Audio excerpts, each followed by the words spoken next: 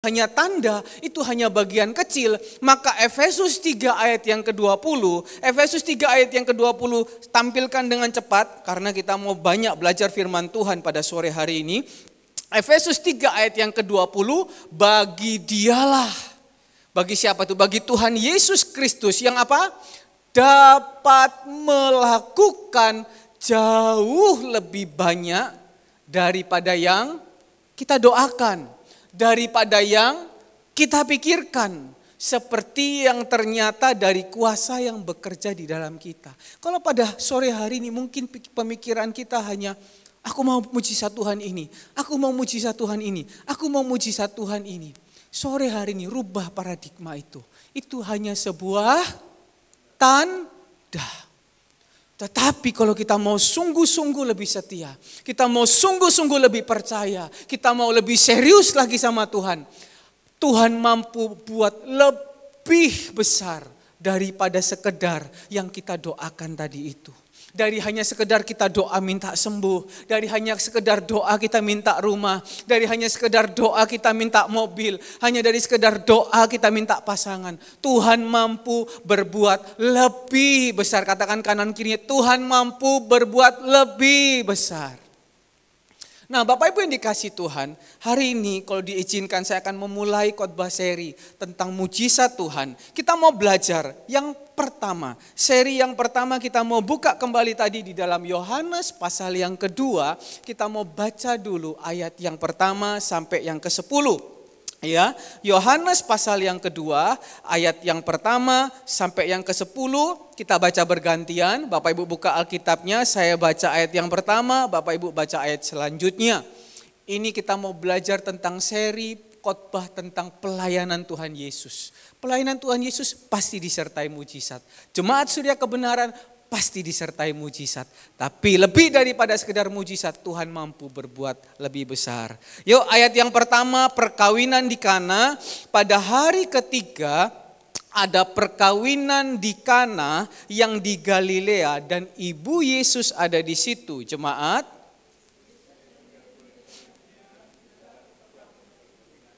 ketika mereka kekurangan anggur, ibu Yesus berkata kepadanya apa?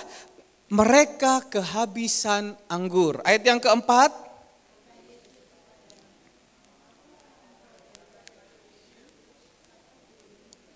Tetapi ibu Yesus berkata kepada pelayan-pelayan, apa yang dikatakan kepadamu, buatlah itu. Ayat yang keenam.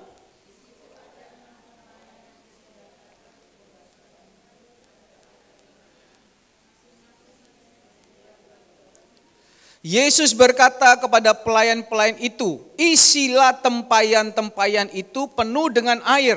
Dan mereka pun mengisinya sampai penuh. Ayat yang ke-8.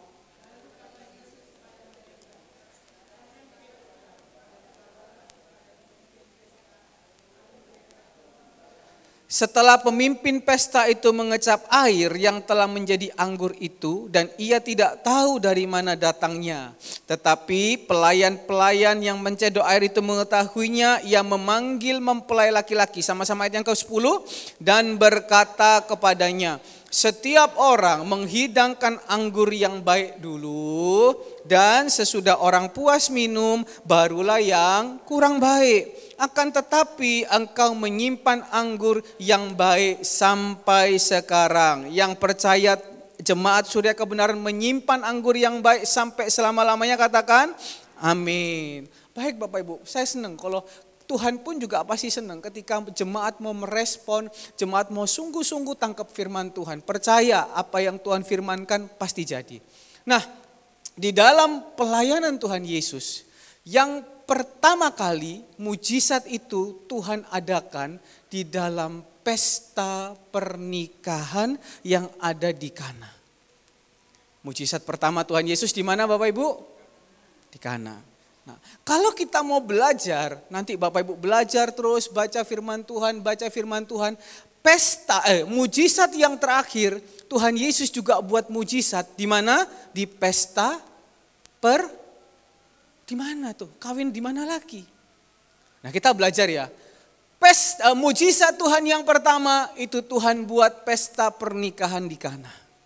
Ayatnya ada Yohanes 2. Pelayanan Tuhan Yesus yang terakhir atau bukan pelayanan, mujizat Tuhan Yesus yang terakhir adalah ketika Tuhan membuat mujizat pernikahan atau perkawinan kita di surga. Karena dikatakan apa? Pada nanti akhir kehidupan kita sebagai anak-anak Tuhan dijemput sebagai mempelai. Berarti pernikahan itu, berarti perkawinan itu di hadapan Tuhan sangat penting. Bukan masalah air jadi anggurnya Bapak Ibu, itu hanya caranya.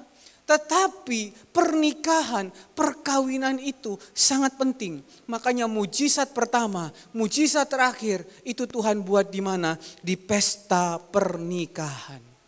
Nah, kita mau belajar dulu. Ayat yang pertama, pada hari ketiga ada perkawinan di Kana yang di Galilea dan ibu Yesus ada di situ. Nah, orang Yahudi itu kalau menikah pada umumnya ya seperti orang di sinilah, mau orang Chinese, mau orang Jawa, mau orang Batak ya. Saya nggak tahu, mungkin orang Batak mungkin ada bedanya. Sebelum menikah pada umumnya 1 tahun itu mereka bertunangan terlebih dahulu. Nanti setelah 1 tahun, ternyata setelah 1 tahun itu ujian kesetiaan. Jadi selama 1 tahun tuh mereka ngapain gitu. Kan ada orang itu kalau misalnya belum dapat hatinya, belum dapat cintanya. Oh kan mulutnya manis banget tuh Bapak Ibu dikasih Tuhan. Sudah makan belum? Kalau misalnya sakit dikirimin obat. Kalau misalnya nggak ada makan dikirim makan. Betul nggak pria-pria? Atau wanita-wanita di sini yang aktif? Ya kan? Pasti pria-pria begitu. Kalau belum dapat hatinya, belum dapat cintanya, oh mulutnya manis banget Bapak Ibu yang dikasih Tuhan. Kalah tuh permen yang dikasih sama Bapak Ibu yang dikasih Tuhan. Manis banget. Nah, orang Yahudi itu tunangan dulu.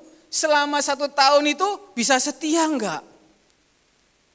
Masih lirik-lirik enggak kanan kiri? Hari-hari ini tuh wah bahaya banget Bapak Ibu.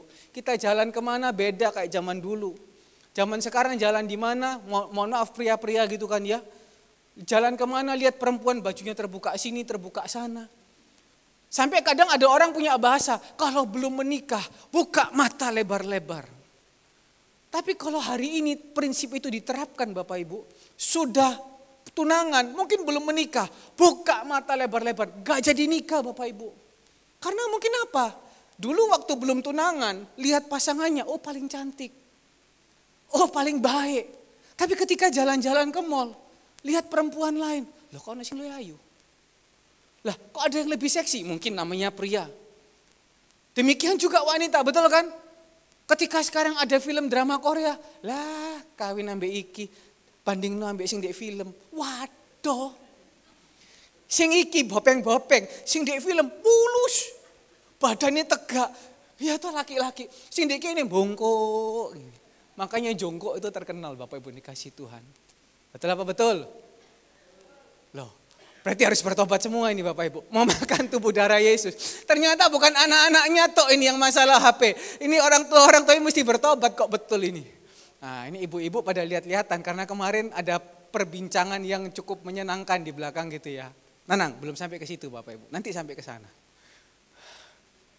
Betul kan? Makanya selama 1 tahun ini harus ada ujian kesetiaan. Baru setelah itu nikah. Karena nikah, saya ngomong gini sudah aman Bapak Ibu. Dulu kan Andri gorong nikah ngomong. Sekarang sudah nikah Bapak Ibu. Ya kan? Mungkin ada orang yang ngomong gini lagi. Sik belum 1 bulan, sik gorong jangkep. Ya kan? Menikahiku biasanya 2 tahun. Apa? 2 tahun tuh honeymoonnya gitu kan ya. Nanti coba nek duwe anak. Ya memang saya tahu Bapak Ibu pasti ada ujian. Tapi saya selalu berdoa gitu kan ya. Namanya kan orang itu iman ngomong. Kita ngomong, saya hanya ngomong gini. Yang, Bu Kris masih panggil suaminya yang? Ya kan? Yang kita berdoa ya. Ada orang mengatakan 2 tahun pernikahan pertama. Itu manis banget. Setelah 2 tahun selanjutnya. Itu mulai neraka di dalam keluarga itu muncul. Ya yang memang ujian itu akan muncul. Tapi kita berdoa bagaimanapun Tuhan menyertai pernikahan kita sampai kakek nenek, sampai Tuhan Yesus mengangkat kita. Amin Bapak Ibu yang kasih Tuhan. Kasih tahu yang kalau di kanan kirinya ada suami atau istrinya. Yuk yang sampai Tuhan Yesus datang ya, sayang-sayangan ya. Loh kok gak ngomong Bapak Ibu? Bukan suaminya, bukan istrinya. Bapak Ibu berkata gini, Andre sih honeymoon. Gorong-ro deh, gorong-ro. Engkau nek wis 8 tahun, 10 tahun baru ngerasakno gitu. Saya berdoa, jemaat yang ada di tempat ini, semua pernikahannya sampai Tuhan Yesus datang, langgeng-langgeng semuanya. Boleh ada cekcok, boleh ada masalah, tidak ada yang selingkuh. Loh kok amin? Saya tadi lihat di media sosial, ada seorang pria sudah menikah, ya. Kok ada apa gitu di jalan, heboh. Ternyata ada perempuan teriak-teriak, "Hoi, hoi!" Mobil Pajero Bapak Ibu, istrinya naik di depannya sebelah yang setir mobil gitu kan ya. Ya, sama kepalanya ditarik-tarik gini. Saya baca keterangannya di bawah. Seorang ibu menjerit-jerit di pinggir jalan karena melihat suaminya berjalan dengan wanita lain. Dan wanita lain itu sembunyi di belakang bagasi mobil. Bayangkan Bapak Ibu, zaman sekarang ini gampang sekali terjadi seperti itu. Nah makanya kenapa pada waktu itu Tuhan Yesus pada awalnya dia membuat mujizat di pernikahan. Makanya anak-anak muda yang belum menikah, menikahlah. Tetapi sebelum Anda menikah, pilihlah pasangan yang membawa engkau semakin dekat sama Tuhan. Pilihlah pasangan yang membawa engkau semakin sungguh-sungguh sama Tuhan. Hanya jangan karena lihat baiknya, hanya karena lihat cantiknya. Kadang saya juga merenung dalam hati. Tadi sebelum saya siap firman Tuhan, istri saya, sekarang ngomongnya istri saya. Istri saya di atas, saya di bawah. Istri saya video call, ya kan? Tanya ini cara lihat TV gimana caranya? Sambil video call saya lihat muka saya, rambut kiki putih kabeh. Tapi puji Tuhan, ada kekurangan, ada kelebihan, tapi bisa menerima. Ya, ada kekurangan tak lihat tuh, iya ya, tak delok-delok muka aku iki, ya jauh juga ya, cukup tua. Tapi kalau di situ ada kasih Tuhan, kalau di situ ada mujizat Tuhan, itu pasti bisa awet. Pasti bisa setia. Karena itu saya berdoa jemaat Surya Kebenaran adalah jemaat yang setia dengan pasangannya. Tadi saya lihat KTP-nya Bapak Yapi. Bapak Yapi bilang, Andre tolong isi, urus ini subsidi BBM supaya bisa pakai barcode. Saya lihat KTP-nya, mohon maaf ya Surya. Cerai mati gitu ya. Tapi saya lihat, saya enggak tahu sudah berapa lama berpisah. Tapi sampai hari ini kita lihat jalannya sendiri, tetap setia dengan pernikahannya yang lama. Kalau mau dilihat ganteng masih ganteng Bapak Ibu. Waktu di pernikahan banyak orang yang tanya sama saya. Itu siapa itu? Ada 2 pria itu. Yang satu modelnya kayak Elvis Presley. Ya. Yang satu modelnya antik. Ganteng. Meskipun jalannya mungkin tuh, tapi kok boys ya. Umur berapa itu? Saya bilang umur 80. Single ya. Oh sudah ditinggal meninggal. Wih luar biasa, setia ya. Siapa yang gak mau dengan yang masih boy seperti ini? Tapi beliau katakan tadi apa sebelum pulang? Hidup saya sudah tua, mau dipakai apa lagi? Nanti pulang saya mau tidur, sore saya mau datang lagi ibadah, mau makan perjamuan kudus. Ya semoga sampai akhir semua jemaat Surya Kebenaran setia sampai akhir. Amin. Nah sama juga Bapak Ibu yang dikasihi Tuhan. Mujizat yang terakhir adalah ketika Tuhan Yesus membawa kita di dalam pesta pernikahan di surga. Apa itu pesta pernikahan di surga? Di surga kita sudah gak ada suami istri lagi Bapak Ibu. Kita mungkin kenal dengan suami kita atau istri kita yang mungkin sudah jalan terlebih dahulu. Atau mungkin dalam pengangkatan sudah gak ada statusnya. Oh ini dulu mantan istriku, oh ini dulu mantan suamiku, gak ada. Di surga ya di surga, sudah gak ada cerita suami istri hanya di sini. Jadi nanti di surga itu gak ada ceritanya, oh itu suamiku, oh itu istriku, gak ada. Yang ada hubungan kita sama Tuhan Yesus Kristus. Bagaimana kita setia dengan Tuhan Yesus apa tidak? Itu gambaran. Jadi pernikahan itu adalah kenapa kok Tuhan buat mujizat di situ? Karena di situ dilatih kesetiaan. Makanya anak-anak muda sebelum kau menikah, sebelum kau berpacaran, ya, pilih pasanganmu, berdoa dulu baik-baik. Jangan salah pilih, jangan pilih pasangan yang membawa engkau jauh daripada Tuhan. Karena ketika engkau jauh daripada Tuhan, mujizat Tuhan, tanda Tuhan itu juga jauh daripadamu. Makanya Tuhan buat mujizat. Oh, kita percaya Tuhan sanggup tarik kita kembali. Tapi ngapain kalau kita sudah di jalan yang benar, kita harus mundur kembali jauh, baru mulai ulang lagi dari awal. Ngapain? Jangan hanya lihat gantengnya, jangan hanya lihat cantiknya, jangan hanya lihat apanya. Tapi lihat orang yang bisa bawa dekat engkau dengan Tuhan. Ya, kriteria-kriteria yang lain silahkan Anda berdoa sendiri. Jadi jangan kesusu, I love you, yes. Jangan, I love you, yes, jangan. Anak zaman sekarang ini kan gampang. Kelas 6 SD pun juga bisa bilang, I love you.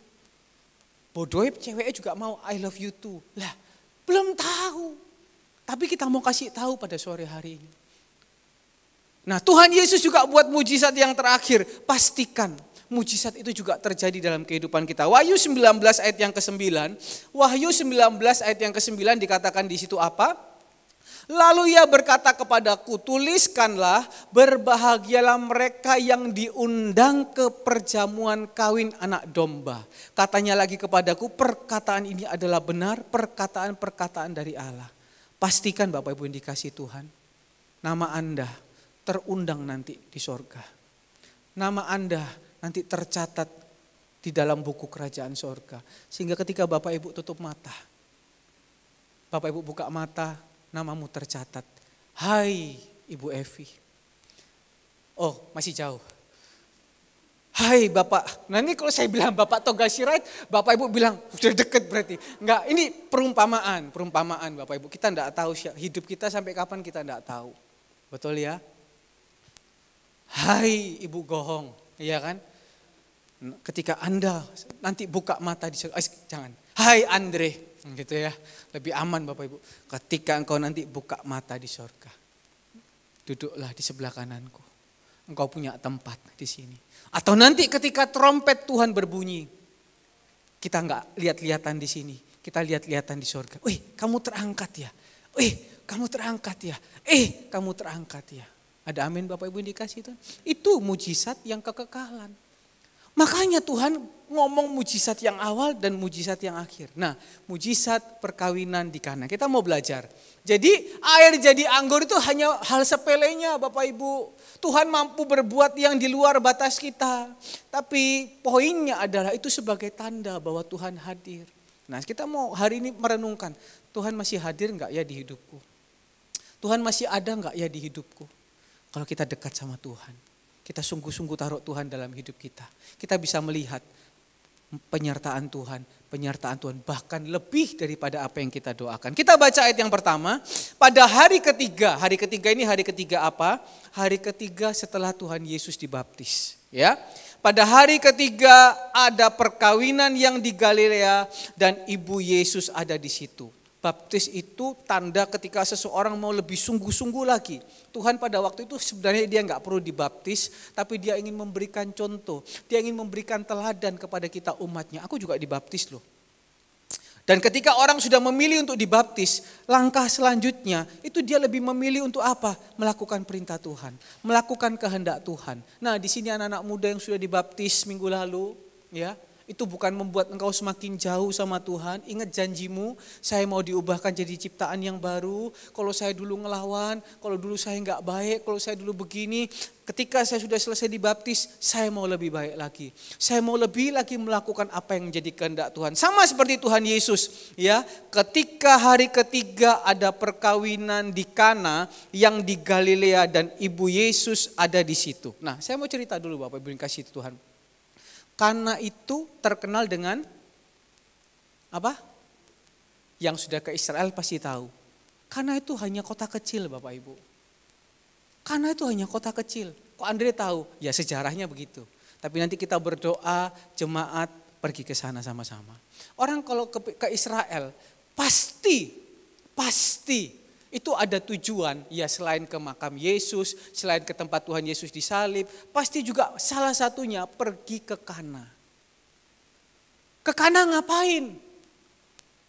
Apakah hanya lihat tempatnya orang pesta bekas nikah? Loh, itu Golden City yang kemarin saya pakai habis nikah, ya sudah sekarang ya begitu aja Bapak Ibu. Itu apalagi tempat-tempat yang mungkin Bapak Ibu sudah pakai pernikahan, ya begitu-begitu saja, bukan berarti nggak ada Tuhan di situ. Tapi cerita tentang Kana, Kana itu hanya kota kecil, Kana itu hanya tempat biasa. Tetapi hari ini ketika orang pergi ke Kana, pasti yang dicari apanya? Anggurnya. Pasti yang dicari apa? Anggurnya. Pasti yang dicari apa? Anggurnya. Anggurnya mahal Bapak Ibu. Satu botol itu ada yang 2 juta, ada yang 3 juta, ada yang 4 juta. Padahal anggur negara lain banyak yang lebih bagus. Siapa di sini yang suka minum? Yang suka minum bir, haleluya. Oh enggak ada, sudah bertobat. Ini pertanyaan memancing. Yang suka minum anggur? Saya suka minum anggur Bapak Ibu. Dulu waktu Bapak Gembala pulang dari Kana, ya bawa pulang anggur. Saya nggak tahu Bapak Ibu, tak pikir sirup Bapak Ibu. SMP, saya minum anggur itu ya 1 gelas begini. Tak tambah es batu. Habis minum, papa mama saya lagi ibadah komsel dulu waktu SMP di Kandangan kayak atau di Manuan. Waktu saya minum, muka saya jadi merah Bapak Ibu. Geliang saya. Loh, pulang ditanyain mama saya. Loh, ini anggur mana? Kok penuh, kok sekarang jadi gini? Tak minum. Lah, untung kamu enggak semaput Bapak Ibu. Orang kalau minum anggur itu sedikit-sedikit. Makanya harganya mahal. Masa minuman 2 juta sekali langsung dilek gitu Bapak Ibu. Tapi orang kalau pergi ke Kana pasti cari anggurnya. Karena anggurnya hari-hari dari dulu sampai sekarang terkenal. Meskipun ada mungkin Perancis yang lebih bagus. Ya, meskipun mungkin ada dari Italia lebih bagus. Tapi orang-orang ke Kana pasti carinya anggur. Gak cari yang lain. Siapa yang buat itu? Tuhan Yesus. Kenapa? Karena pada waktu itu Tuhan hadir di situ. Karena pada waktu itu Tuhan bekerja di situ. Bukan masalah itunya Bapak Ibu. Hari ini ketika Tuhan bekerja di dalam kehidupan kita. Hari ini ketika Tuhan ada dalam kehidupan kita. Hari ini ketika Tuhan beserta dengan kehidupan kita. Mungkin di luar sana banyak orang yang lebih hebat. Mungkin di luar sana banyak orang yang lebih jago daripada kita. Tetapi anak Tuhan tidak pernah ditinggalkan. Ada amin Bapak Ibu. Kana itu sendiri Bapak Ibu artinya tanah buluh. Tanah buluh itu artinya kita buka sama-sama di dalam Matius 12 ayat yang ke-20. Matius 12 ayat yang ke-20 tampilkan di situ. Buluh yang patah terkulai tidak akan diputuskannya. Dan sumbu yang pudar nyalanya tidak akan dipadamkannya sampai ia menjadikan hukum itu menang. Ayat yang ke-21 penting. Dan padanyalah bangsa-bangsa akan berharap. Kana itu tadi berbicara tentang kota yang kecil. Kalau terjemahan aslinya, Kana itu adalah tanah buluh. Tanah buluh itu rapuh. Tanah buluh itu ringkih. Tanah buluh itu lemah. Tanah buluh itu kecil. Tanah buluh itu mungkin gak diperhatikan orang. Tanah buluh itu mungkin hari-hari ini mengalami perkara-perkara yang gak enak. Siapa sih kamu? Kita tidak kenal kamu. Siapa sih kamu? Kemampuanmu lemah. Hari-hari ini kan banyak orang yang begitu kan. Yang kaya semakin kaya, yang miskin semakin miskin. Yang hebat semakin hebat, yang lemah semakin lemah. Tapi percayalah Bapak Ibu yang dikasihi Tuhan. Ketika Tuhan ada di situ. Ketika Tuhan hadir di hidup orang itu. Anak-anak muda mungkin hari ini kau menganggap dirimu lemah. Mungkin kalau hari ini kalian menimbang-nimbang, iya ya, aku ini kemampuannya apa ya? Minim kemampuan. Masa depanku sudah enggak ada. Bingung ke depan ini bagaimana. Tapi ayat yang ke-21, dan padanyalah bangsa-bangsa akan berharap. Boleh hari ini kita rapuh. Boleh hari ini mungkin kita sudah berkata, oh wis tuwek, wis peyot.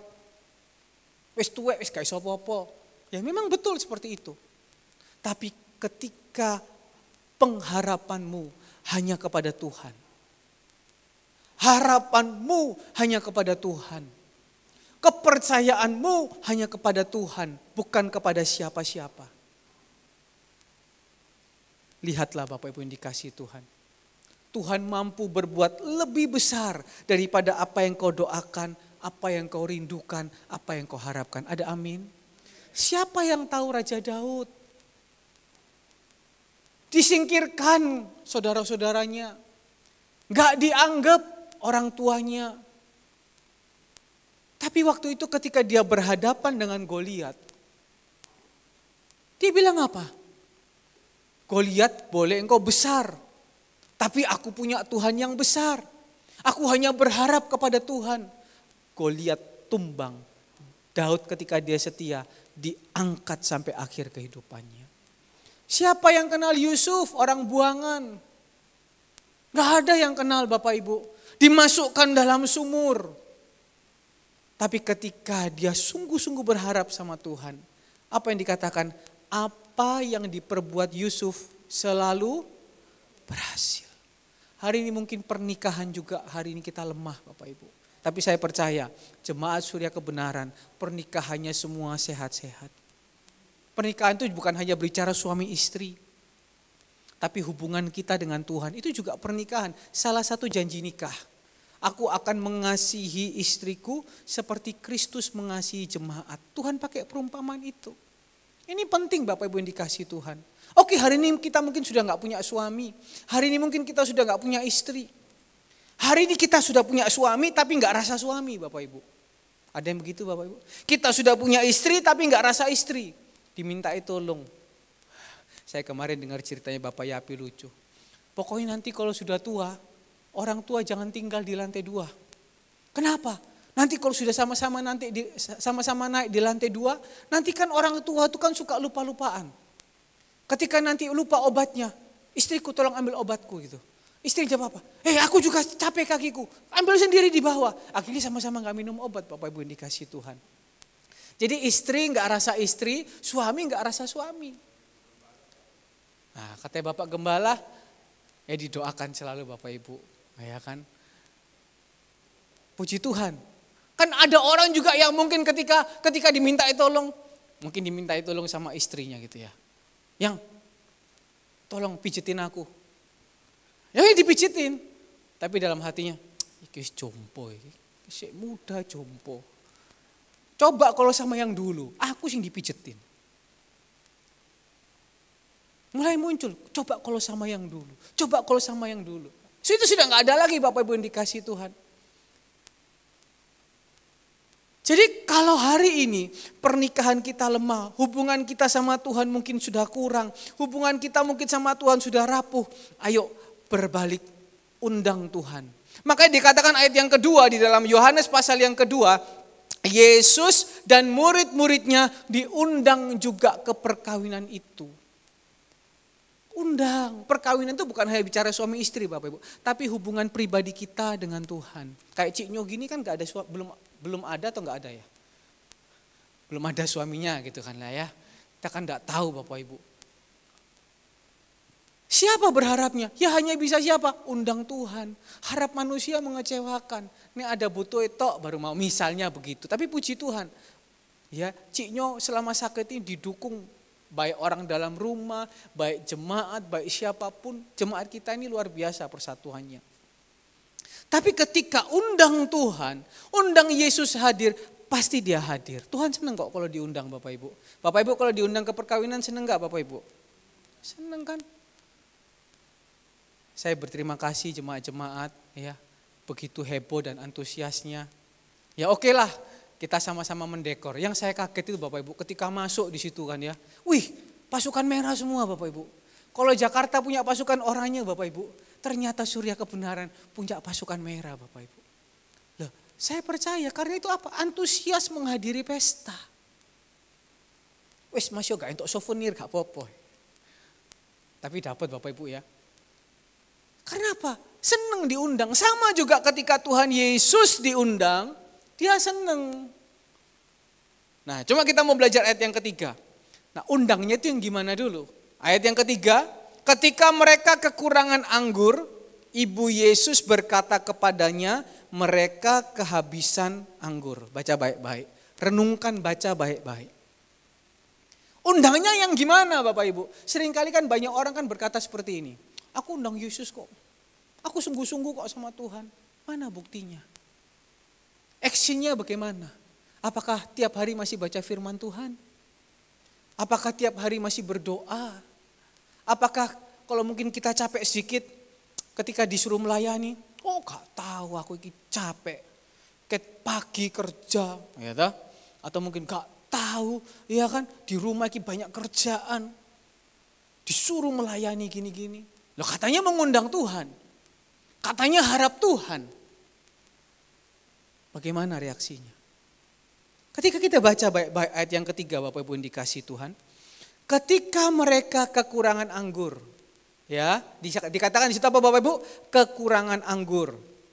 Tetapi Ibu Yesus berkata kepadanya apa? Mereka sama Bapak Ibu. Sama apa enggak? Beda kan? Kenyataannya kekurangan anggur. Tapi Ibu Yesus loh. Ibu Yesus ini bukan orang kaleng-kaleng yang melahirkan Yesus. Yang mungkin sering ngomong-ngomong sama Yesus. Ibu-ibu itu memang biasa gitu Bapak Ibu. Harusnya kekurangan, cuma kekurangan. Tapi dia ngomongnya, Yesus kita kehabisan anggur. Kenapa seringkali kita nggak bisa melihat pekerjaan Tuhan jangka panjang? Kenapa kita nggak bisa merasakan kebaikan Tuhan seperti yang disaksikan oleh orang-orang itu? Kok begini-begini aja? Nah itu bedanya begitu Bapak Ibu. Ya katanya saya mengundang Tuhan, saya sungguh-sungguh sama Tuhan. Tapi dengar firman, dari dulu sampai sekarang main HP aja. Ya oke lah kalau mungkin HP tiba-tiba bunyi gitu karena lupa di silent masih oke lah. Tapi kalau sepanjang firman Tuhan nunduk gini, bukan nyatet. Tapi gini Bapak Ibu, nyekrol. Iki masaan kak enak. Scroll, kelambine api rek. Scroll, cak ayu rek. Lah, terus yang ngomong di sini dianggap apa Bapak Ibu? Nah ini kan kita ngomongkan firman Tuhan. Lah Tuhan ngomong, kita nggak nangkep, kita nggak nanggapi, malah kita bingung dengan apa yang dibawa. Bagaimana kita bisa mengalami kebaikan Tuhan? Ini Ibu Yesus loh. Ibu Yesus bisa seperti itu. Sekalibur Ibu Yesus. Nah ini saat kita menghadapi ujian baru bisa tahu. Oh orang ini bisa mengalami kebaikan Tuhan apa enggak. Bisa mengalami mujizat Tuhan apa enggak. Ini luar biasa Bapak Ibu. Tuhan seneng enggak sama orang-orang gini Bapak Ibu. Ayat yang keempat. Dikatakan di situ. Kata Yesus kepadanya. Ya, kata Yesus kepadanya. Mau apakah engkau daripadaku, Ibu, saatku belum tiba. Yesus berhadapan sama orang yang seperti ini enggak gampang Bapak Ibu. Orang yang lihatnya masih ada gitu loh. Ini anggur masih ada. Ini air masih ada. Tapi apa yang di dalam hati pikiran, oh ini air sudah habis. Dan takut, khawatir, putus asa. Ibu-ibu,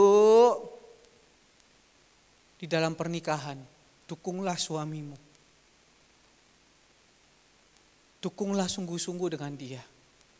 Jangan gupuin. Suami-suami bisa memberikan ketenangan, bisa memberikan pengharapan. Karena orang gupu itu gak enak Bapak Ibu. Orang takut gak enak, orang khawatir itu gak enak Bapak Ibu. Pernah gak ngalami seperti itu? Saya ngalami Bapak Ibu. Gak hanya ibu-ibu, laki-laki pun juga bisa mengalami. Bulan lalu ketika pernikahan Bapak Ibu dikasih Tuhan, semua sudah disiapkan. Memang kursi itu diinfokan, kita menyediakan kursi sedemikian. Nah, memang Bapak Gembala sudah ngomong, tambah kursi, tambah kursi. Pasangan saya juga ngomong, tambah kursi. Mama saya hanya ngomong dari belakang, Nyo, jangan sampai orang gak duduk gitu. Dalam pemikiran saya, biarlah anak-anak muda tahu diri, ketika mereka lihat orang tua, mereka mengizinkan orang tua itu duduk. Ya kan? Karena infonya kalau tambah kursi lagi, nanti kelihatan tambah penuh gitu ya. Ya memang undangan saya buat persis, katanya undangan di situ bisa menampung 500 sampai 600. Jadi kita mengundang 400 keluarga. Sudah di list daftar kehadiran, yang datang tuh aslinya cuma 400 Bapak Ibu. Di dalam kehadiran. Tapi hari H Bapak Ibu yang dikasih Tuhan, kaget saya Bapak Ibu. Lah, kok sintek wake? Sing tuek-tuek ngadeg Bapak Ibu. Saya berharap yang anak-anak muda itu saya ngomong sama siapa ya, sama David atau sama siapa, saya bilang, Fit nanti, ya ini akhirnya sudah di luar kerjanya IO Bapak Ibu. Saya ngomong sama Fit, Fit tolong bantu Fit. Nek lihat nih anak-anak arek-arek cilik-cilik piye-piye kokon ngadeg. Ganti orang muda, ganti orang yang mungkin muda. Ternyata anak zaman sekarang ini beda sama anak zaman dulu Bapak Ibu. Anak zaman sekarang itu kalau sudah duduk ya, wis cekel HP, gak delok. Kanan ono engkong-engkong, kiri ono emak-emak, depan ada susu-susu. Wis pokoknya dia duduk aja main gini. Beda anak zaman sekarang. Makanya orang tua mari didiklah baik-baik. Nah itu di situ Bapak Ibu, saya khawatir Bapak Ibu. Wah itu saya jalan kemana saya bingung. Saya jalan kemana saya bingung. Pas mau masuk pernikahan, istri saya bilang gini, istri lagi, mukamu senyum po, mukamu senyum po. Loh po emangnya muka aku senyum nih, gak ketok blingset, gitu kan ya. Nah sudah masuk, makanya waktu itu kan muncul bahasa, ternyata papanya Andrew lebih ganteng daripada anaknya. Ya karena itu Bapak Ibu, saya takut, saya khawatir. Kenapa? Saya lihat, ini pintu masuk ini orang sudah antri semua. Gak dapat tempat duduk, ngene-ngene tok tekon jopo gitu. Saya kan orangnya sungkanan Bapak Ibu. Mateng, pok sampai nanti dikata-katain gini, pok sampai nanti dikata-katain gini. Jadi waktu masuk itu bapak saya sama mama saya senyum-senyum aja. Adik saya ada yang bilang seperti orang Arab, ada yang bilang seperti orang India, terserah. Iya kan? Tapi saya bingung, kayak orang linglung Bapak Ibu. Sampai ada teman-teman yang sudah tua-tua di situ malah nyemangati, Andrew gitu kan ya. Loh, iki orang tambah, ya saya cuma senyum-senyum. Nah, orang seperti itu nggak enak hati Bapak Ibu. Sudah naik di atas, saya mau ngomong kata pembuka itu sudah disiapkan yang baik. Jadi agak gugup karena apa? Lihat banyak orang berdiri, takut, khawatir. Yang paling nggak enak Bapak Ibu dikasih Tuhan ketika sudah duduk makan. Makanan yang dipilih itu namanya sudah macam-macam aneh-aneh. Chicken inilah, sapi inilah, opo inilah. Makan itu Bapak Ibu, rasanya semua sama. Sapi nggak rasa sapi, ayam nggak rasa ayam. Saya tanya mama saya, Ma enak? Enak. Papa saya bilang, oke. Tapi saya makan semua rasanya sama. Sampai ditanya, kok mau bebek enggak kok? Enggak lapar. Kok mau sapi enggak kok? Enggak lapar, kasih orang lain aja. Karena apa? Hati ini takut, hati ini khawatir, hati ini gelisah. Bayangkan kalau tiap hari kayak gitu Bapak Ibu. Betul? Enak enggak hidup kayak gitu? Enggak enak. Pasangan saya yang biasa cerewet kalau ngomong soal makanan, iki gak enak. Enak kok makanannya. Om saya juga ngomong, enak kok. Tapi mungkin ada beberapa orang yang mungkin kurang cocok. Makanannya kurang banyak lah apa ya, itu istilah mereka. Tapi kebanyakan orang, puji Tuhan ngomongnya enak. Tapi ketika kita khawatir, takut, campur aduk di sini, itu menjadi kesempatan iblis untuk menyerang kita. Hati-hati loh, iblis itu kalau nyerang kita bahaya. Banyak orang sakit lambung, banyak orang sakit apa? Ya karena itu. Kalau sudah sakit lambung, keluar uang lagi. Karena itu pada hari ini Bapak Ibu yang dikasih Tuhan. Ketika engkau sudah bilang, saya undang Tuhan. Undang betul dia sungguh-sungguh. Tunjukkan responmu baik-baik. Itu nanti Tuhan bekerja. Tapi kalau engkau takut, gelisah apa semua, gampang dikerjain orang Bapak Ibu. Gampang dikerjain setan. Coba kalau Bapak Ibu mungkin bawa mobil ke bengkel. Belum apa-apa kita sudah takut. Ini remnya kok gini ya? Apa gini ya? Orang dokter belum ngomong apa-apa kita sudah ngomong. Kalau ketemu orang jahat, oh iya betul. Tambah rugi. Makanya Tuhan bilang kan ayat yang keempat, kata Yesus kepadanya, mau apakah engkau daripadaku ibu? Sebenarnya terjemahan aslinya bukan ibu. Sebenarnya terjemahan aslinya, mau apakah engkau daripadaku, hai perempuan? Kayak ini gak sopan Tuhan Yesus ngomong sama mamanya. Seringkali kita mendengarkan, hormatilah ibu ayahmu, hormatilah ibu ayahmu. Tapi Tuhan ngomong, mau apakah engkau daripadaku, hai perempuan? Artinya apa yang Bapak Ibu dikasih Tuhan? Tuhan mau ya supaya kita itu belajar beriman dengan sungguh-sungguh, percaya dengan sungguh-sungguh. Jangan suka lebih-lebihkan sesuatu. Orang belum habis dibilang habis.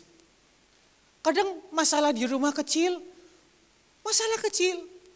Ya kan? Mungkin awalnya pompa bocor atau mungkin awalnya kurang uang 5.000 buat bayar tempe atau apa. Tapi karena hati ini sama Tuhan jauh. Hati ini sama Tuhan lagi gak enak. Hal yang kecil, gara-gara uang 5.000 mungkin tempe, bisa jadi besar Bapak Ibu. Perang ini sampai keluar kata-kata apa? Cerai. Mungkin karena hati gak enak, keluar bahasa, gak pakai Tuhan-Tuhanan. Betul? Nah, saya percaya jemaat Surya Kebenaran tidak seperti itu.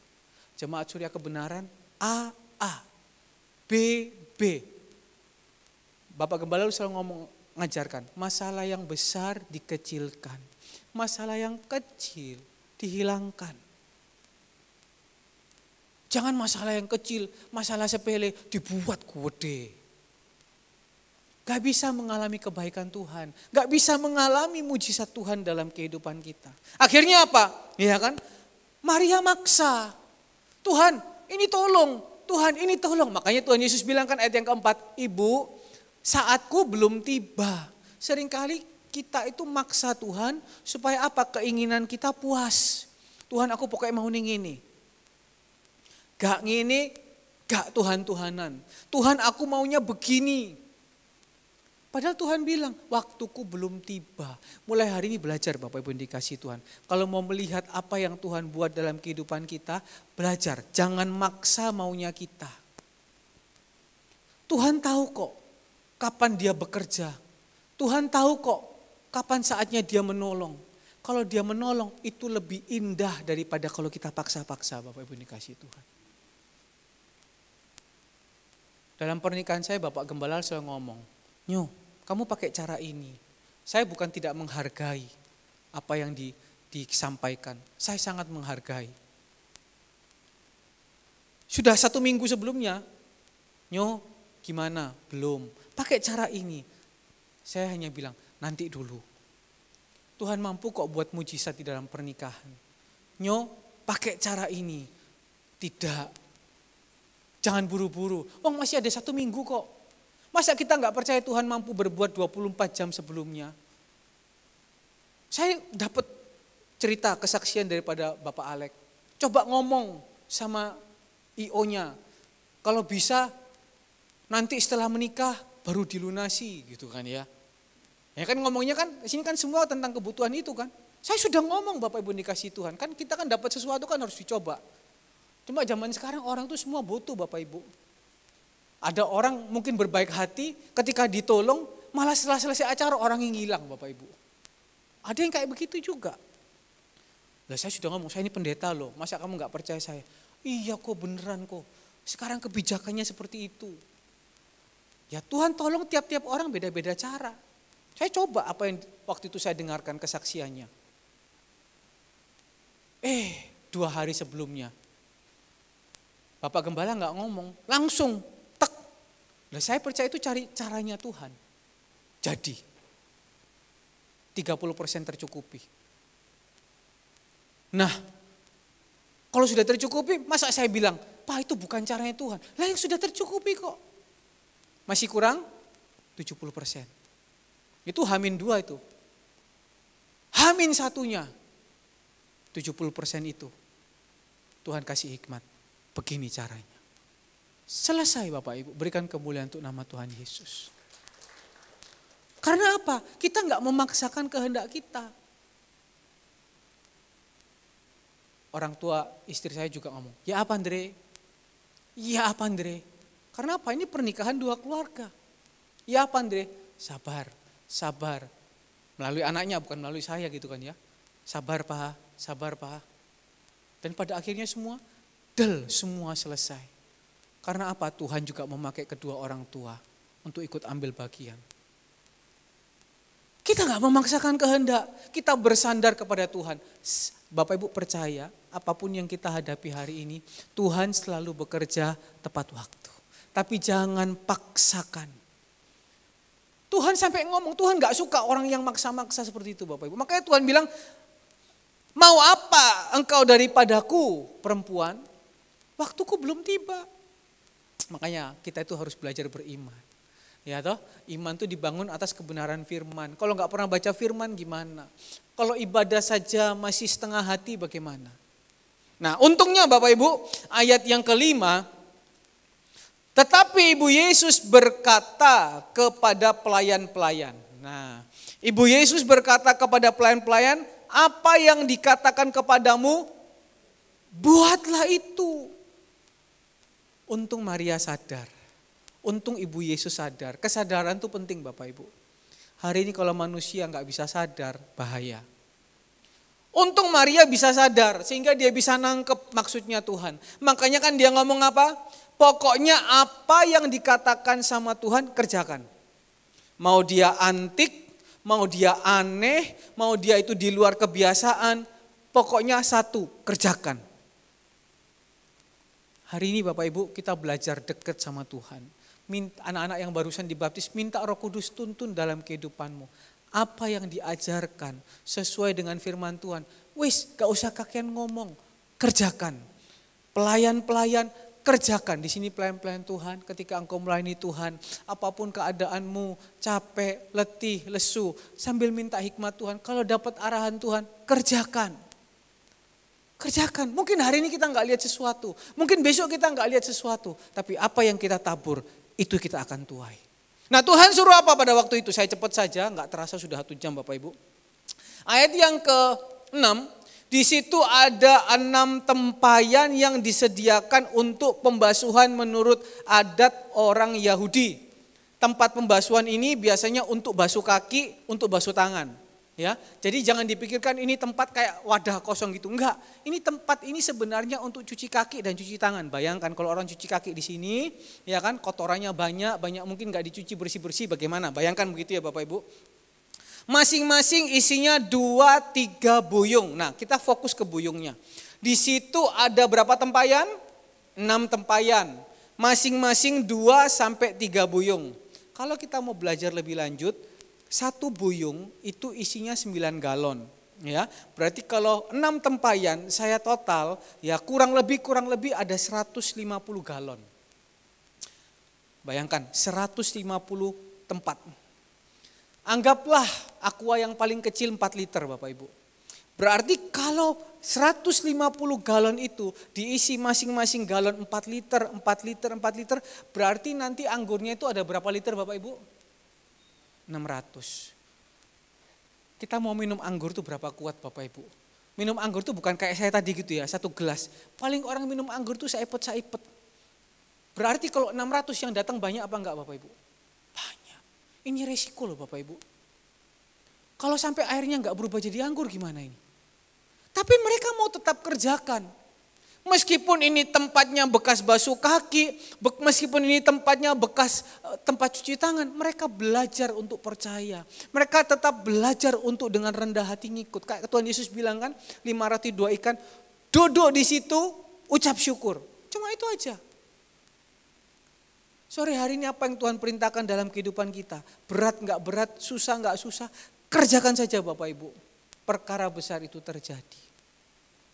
Apa yang terjadi? Jadi Bapak Ibu tahu ini bukan pesta kecil-kecilan, ini pesta yang besar. Isinya 6 tempayan itu 600 literan kurang lebih.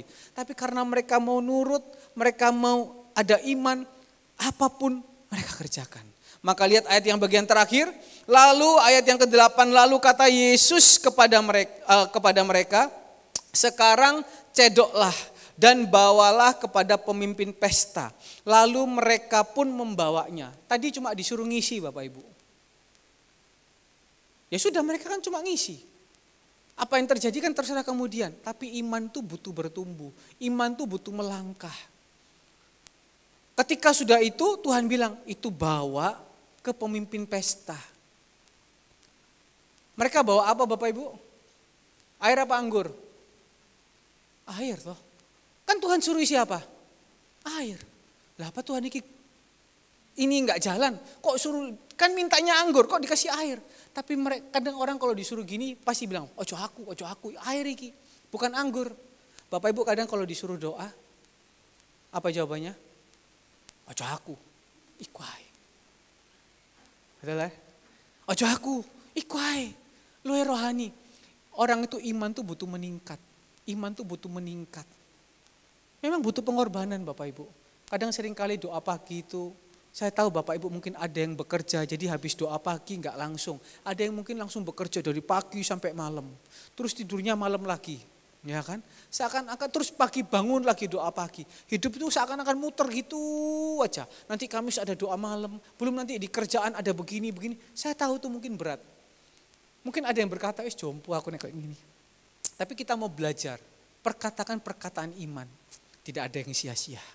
Tidak ada yang sia-sia. Tidak ada yang sia-sia. Ketika aku main drum, meskipun aku capek, tidak ada yang sia-sia. Ketika aku mungkin melayani singer, meskipun aku capek, nggak ada yang sia-sia.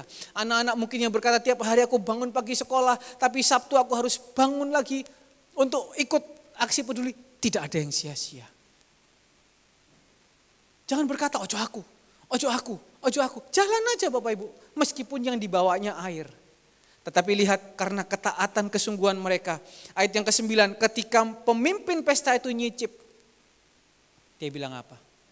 Orang biasanya anggur itu yang pertama yang bagus-bagus. Tetapi ini yang pertama sampai yang ke akhir. Yang akhir itu malah lebih enak daripada yang pertama. Itulah orang yang sungguh-sungguh mengandalkan Tuhan. Yang ketika ada mujizat Tuhan, ada kebaikan Tuhan, ada kehadiran Tuhan di dalam kehidupannya.